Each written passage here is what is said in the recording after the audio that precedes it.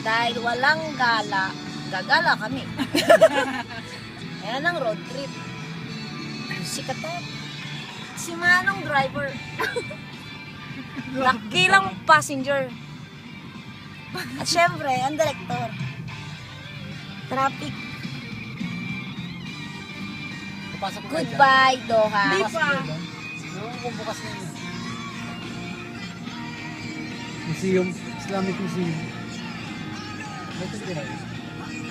Bawal yata pumasok dyan. Anong bawal? Hindi alam din. O tara, pumasok na tayo. Saan yung tulay? Yan, dyan sa unahan. Road trip! Ilong, no? Ang ganda. Kasi ba tayo nakapila ng hapon dito? Eh na, pumunta na tayo. After 3 years, nakagala kami ng hapon. Yan o, sinasabi ko kuya, paupahan yung mga yan o.